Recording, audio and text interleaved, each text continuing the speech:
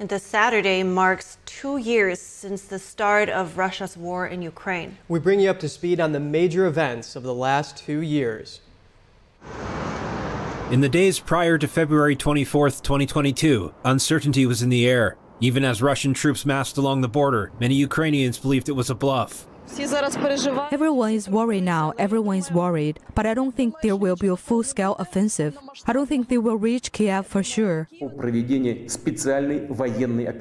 Then the bombshell. Russian President Vladimir Putin announced a special military operation to demilitarize Ukraine. Russia had invaded Ukraine. Ukrainian President Volodymyr Zelensky addressed his nation and called on support from allies.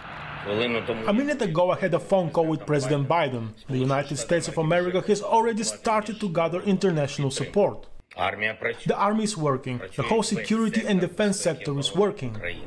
The US and other Western countries ramped up their sanctions against Russia. Now, it's going to be up to President Putin to decide, ultimately, how much cost he's willing to bear.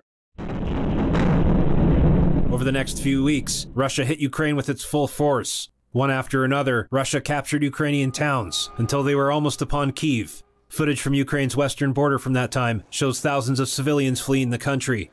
In March 2022 alone, President Biden announced nearly $1 billion in security aid to Ukraine.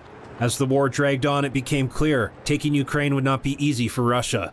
After repelling the initial Russian invasion, Ukraine launched a counter-offensive in August 2022, taking back many of the villages in the south that Russia had captured.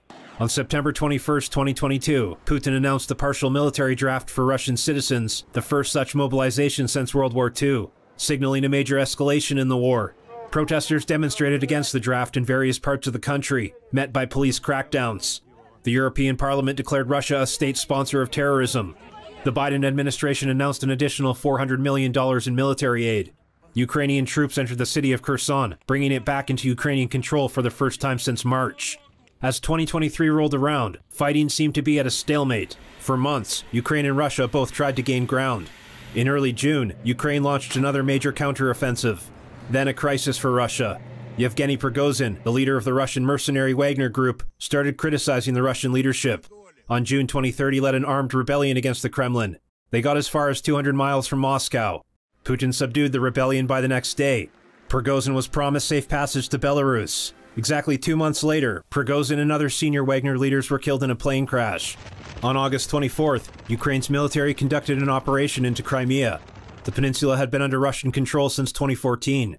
Russia said they were repelling drone attacks around the country. But by November, the conflict appeared to be in another stalemate. Russia was once again shelling Kherson, which had been back in Kyiv's control for barely a year. As winter came around, Russia made another push into Ukraine. The new year 2024 saw strikes on Ukrainian cities, killing 6 and injuring hundreds. In the US, aid to Ukraine started to run dry. Even now, Congress is in a stalemate of its own over more military assistance to Ukraine. Last week, one of Putin's biggest critics, Alexei Navalny, died in a Russian prison. Many blamed Putin for his death. For now, the war shows no signs of stopping. The conflict has claimed the lives of an estimated 500,000 people.